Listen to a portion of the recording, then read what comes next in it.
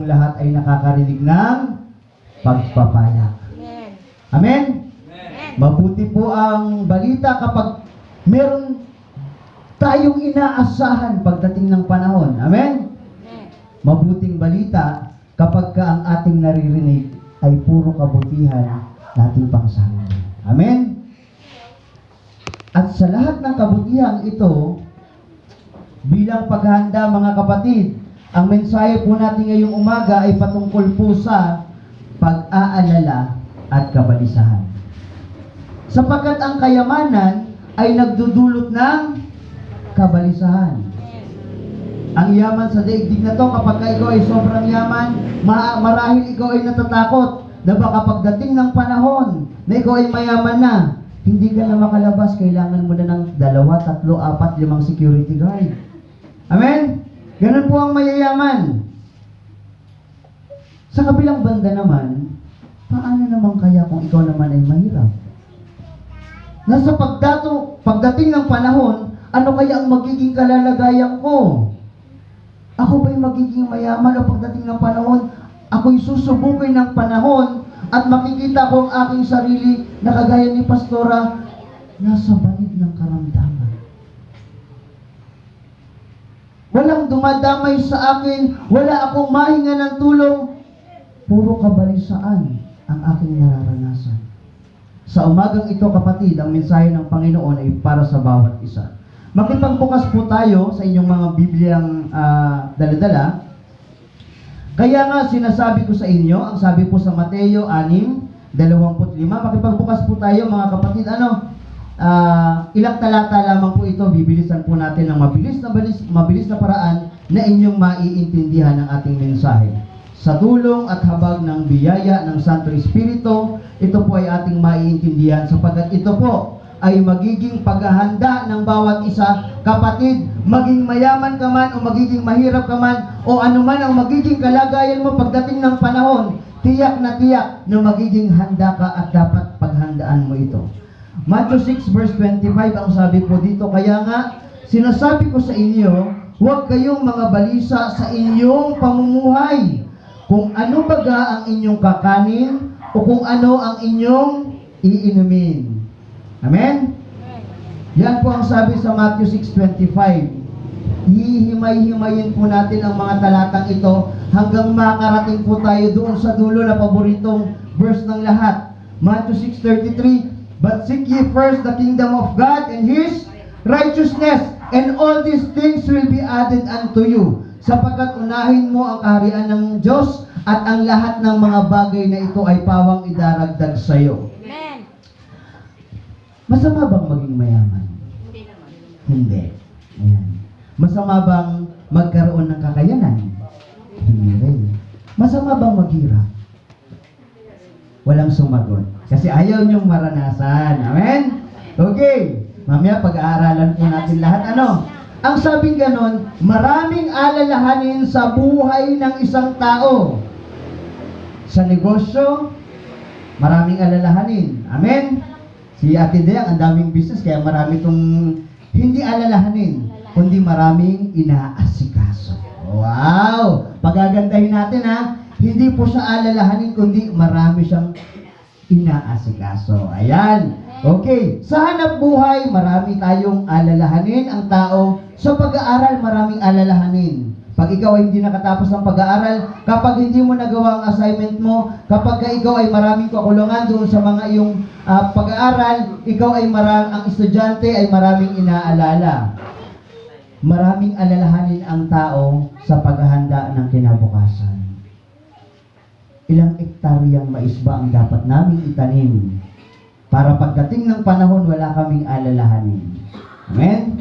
Meron tayong kapatid, nagtanim ng 2 ektaryang 2,000 pieces na kamuting kahoy. May kapatid din tayong 7,000 pieces na kamuting kahoy ang naitanim po nila. Sa kabuuan ng lahat ng mga ating pagkakaabala at ating pinaghahandaan, masasabi natin ang buhay ng isang tao ay punong-puno ng pag-aalala at kabalisahan. Maging kung meron ba tayong inaasahan pagdating ng bukas, pagdating ng susunod na bukas, pagdating ng susunod na buwan, at pagdating ng susunod na taon. Tunay nga mga kapatid na ang tao ay patuloy na nag-aalala at punong-puno ng kabalisahan sa buhay sa kung anong bagay na ang kanyang dapat gawin bilang preparasyon upang maging handa, maging tiyak ang kanyang buhay pagdating ng hinaharap. Ang tanong, kaya ba ng tao paghandaan ang lahat ng ito? May tao bang may kakayanan na masabing pagdating ng bukas, lahat ng bagay sa aking buhay ay pawang maayos na? Mga kapatid, ito po ang katotohanan ng buhay. Walang pwedeng maghanda, walang pwedeng makatiyak. Pero may isang katiyakan na pwede nating panghawakan bilang mga mananampalataya, nananampalataya sa Panginoon bilang mga Kristiyano. Ganyan po ang ating daigdig ngayon, mga kapatid, puno-puno ng kabalisaan. Ngunit kung titingnan po ninyo, ang sistema ng daigdig, ibang-iba na po ang sistema ng kabalisaan na nangyayari sa tao. Okay? Bigyan ko lang po ng mabilis na example. Ang mga magulang ngayon, ang mga nanay, iba't iba na yung kabalisaan nila. Pagka wala silang bagong lutuan, balisang-balisa. Pagka wala silang bagong recipe, balisang-balisa. Yung mga nanay, siguro applicable ito doon sa mga nanay sa sa Manila. Kasi ang mga nanay sa Manila, ganun kapag hindi sila nagkaroon, hindi sila naka-order sa Shopee ng mga bagong mga panluto, recipe, mga bagong gamit, parang abalang-abala sila. Ganun po ang nangyayari ngayon. Pagdating din sa mga kabataan, iba rin ang kanilang kabilisaan. Balisang-balisa po ang mga kabataan ngayon, especially teenagers. Mapalad po siguro dito sa bundok, kasi hindi gano'n nating nararanasan, pero palagi ko na nararanasan natin. Taas ang mga kamay ng mga kabataan. Taas po ang kamay. Okay, ang daming kabataan, Mga kabataan, pansinin nyo, kapag wala kayong partner sa school, yung iba, parang balisang-balisa kayo. Tama ba? Yun. Palakpakan natin ang mga kabataan natin. Hindi sila sa kanila totoo ito, Pero pagbastan po ninyo sa social media, ang laman ng mga kabataan tungkol sa partner, tungkol sa girlfriend, tungkol sa boyfriend, abalang-abala po ang mga kabataan sa ganitong edad sa panahon ngayon. Kaya bilang mga magulang, dapat po lagi nating tinitingnan ang kanilang pinagkakaabalahan. Saan ba sila masyadong abala? Ano ba ang pinopokusan nila sa buhay? Most likely po sa mga maliliit na mga bata, I hope po hindi rin po ito hindi rin po ito nangyayari sa atin. Marami po sa mga anak natin, sa mga bata, abalang-abala sila, balisang-balisa ang mga anak nating maliliit sa cellphone. Hindi po ba? Yung iba, tama po, kapatid na malo, cellphone. Ang bata, pag tinanggalan mo ng cellphone, aligagana, umiiyak na, hindi na mapakali. Ganyan po. Hahayaan ba nating mangyari ang mga bagay na ito? Huwag nawang mangyari sapagkat ang mundong ito ay punong-puno na ng kabalisaan at marami na pong pinagkakaabalahan na kung saan ang bawat pinagkakaabalahan na ito ay ginagamit po ang lahat ng ito ng dyablo upang ang focus ng mga bata ay mawala sa Panginoon.